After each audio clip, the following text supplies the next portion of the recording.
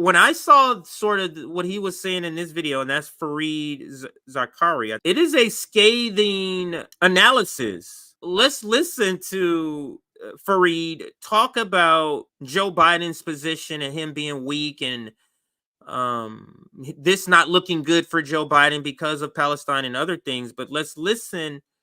This is a corporate shield saying this on CNN.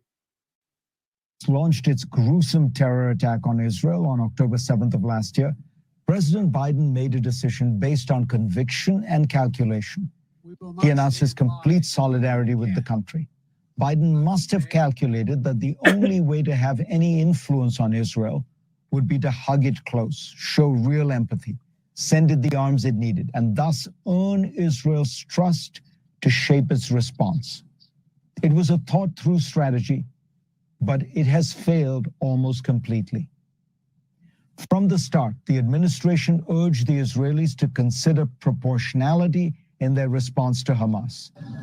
Israel heard it and went ahead with one of the most extensive bombing campaigns in this century. They said, fuck that, against US, a population of about 2.2 million people that by Israel's own estimates contained about 30,000 Hamas militants. By one January estimate, more than half of buildings across Gaza have been damaged or destroyed. The administration counseled Israel against a large ground invasion of Gaza, advising it to take a narrower, targeted approach aimed at eliminating Hamas militants and infrastructure. The Israeli government had lots of long meetings with US officials and then again went ahead with the ground invasion. The Biden team urged a humanitarian pause, but only got a brief one when it was able to get the government of Qatar to broker a hostage exchange. After initial operations wound up, American officials told Israeli officials that what was done in the north of Gaza could not be done to the south.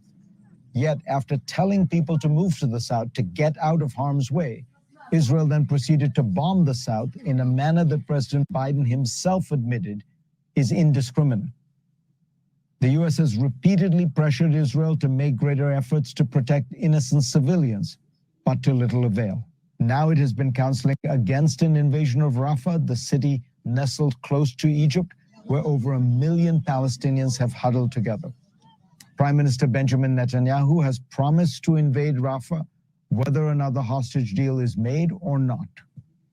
Washington has warned that after the war, there should be no Israeli seizure of land in Gaza and no new Israeli occupation of the territory. The Israeli government's plans are to do both. So what Fareed is pointing out this thus far, and will continue to point out in the rest of this video, is numerous things that supposedly in public Joe Biden is saying he has this position, and then Netanyahu does the exact opposite. And Fareed is saying Joe Biden has lost his mojo. Joe Biden is not effective. Joe Biden is being outsmarted by Netanyahu. You might be thinking, oh, this is a base position. Is it? Or is this the establishment giving Biden cover for what Israel's doing? Israel's in lockstep with what the United States is okay with.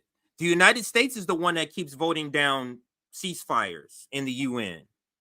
But then, so if you turn down ceasefire in the UN, you can't then say I'm against the atrocities that the state of Israel is committing in Gaza, right?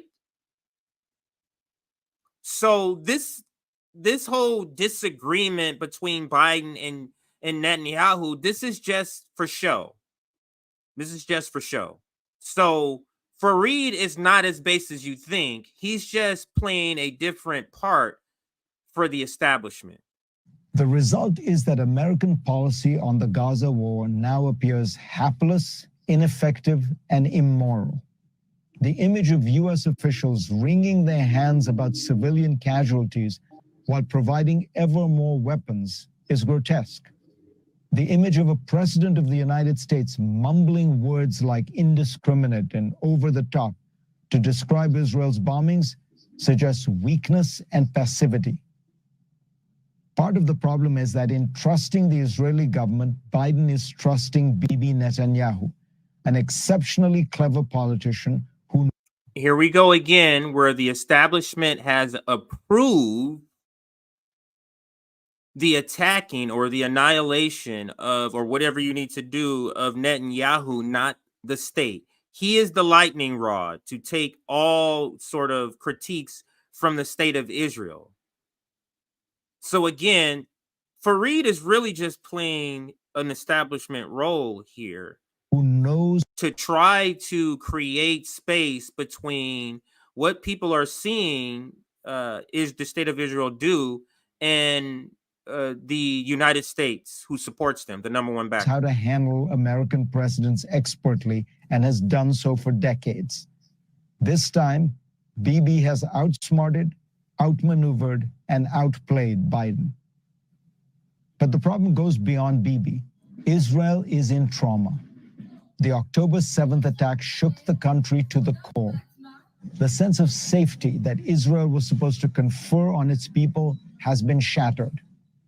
As a result, many Israelis are sanctioning policies that they will regret deeply.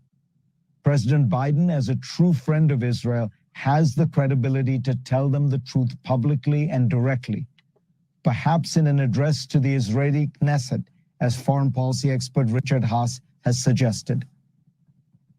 About 30,000 people have now died in Gaza, a large portion of them children.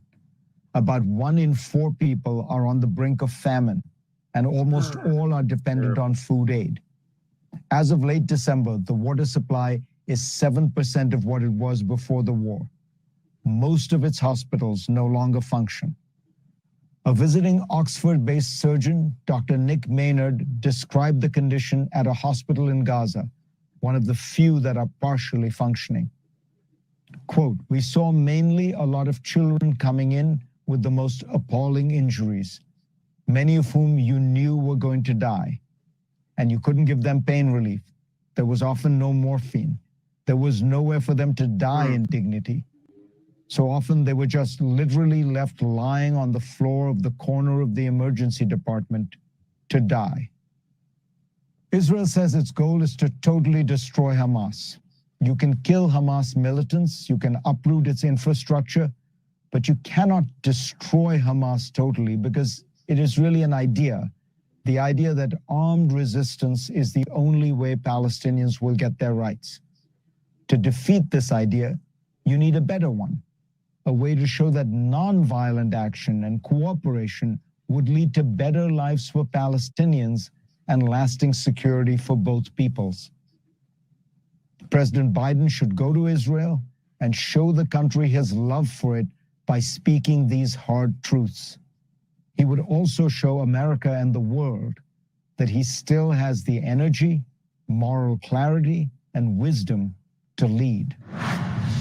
So when Fareed Z, I'll just call him that, comes out and makes a video like this, we know, and another guy, David Ignatius from, forget who he writes for, Washington Post maybe, which is the guy that Joe Biden reads, he came out too and saying stuff.